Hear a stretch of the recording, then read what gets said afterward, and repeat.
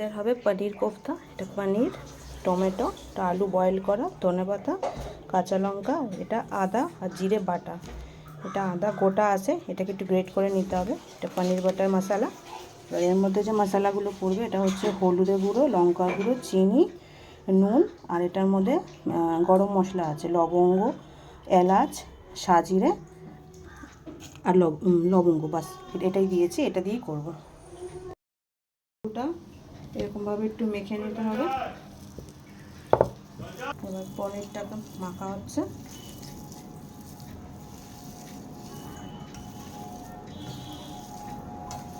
এরকমভাবে ভালোভাবে একটু মেখে নিতে হবে।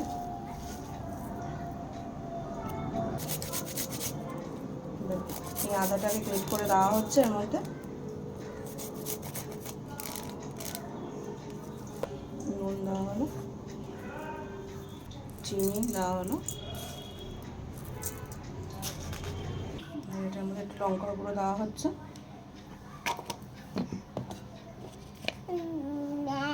একটু হলুদের গুঁড়ো, একটু ময়দা মিক্স করা হচ্ছে। এটা এবার মেখে নিচ্ছে ভালো করে।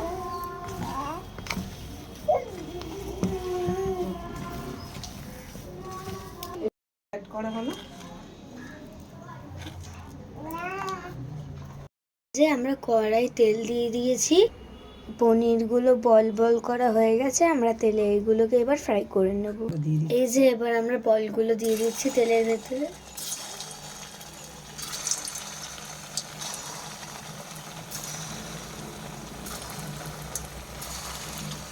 বলগুলো আমাদের ভাজা হয়ে গেছে, আমরা নামিয়ে নিচ্ছি এক এক।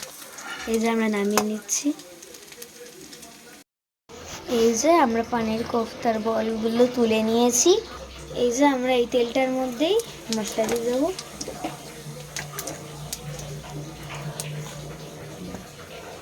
এটা জিরে দিলাম, এবার একটু গোটা গরম মশলা দিয়ে দেব।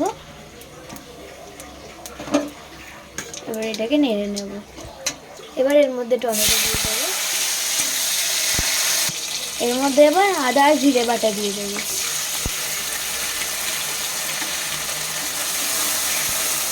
এই যে এর মধ্যে একটু নুন দিয়ে দেব, হলুদ দিয়ে দেব আর লঙ্কার গুঁড়ো দিয়ে দেবো। এবার এটাকে নেড়ে নেব। তারপরে চিনি দিয়ে দেবো।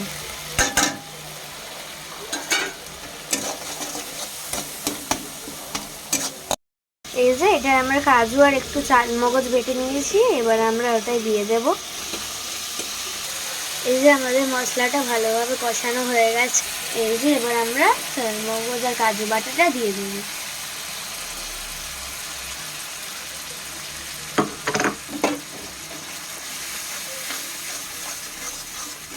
এবার আমরা একটু বাটার পনির মশলা অ্যাড করব।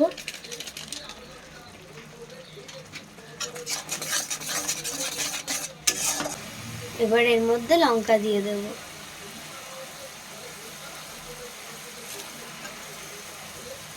এই যে আমাদের লঙ্কাগুলো দেওয়া হয়ে গেছে, এবার আমরা নামিয়ে নেব।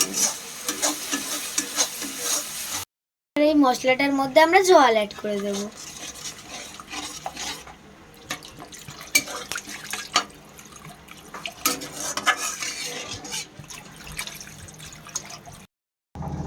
কোফতাগুলো এবার অ্যাড হয়ে গেছে।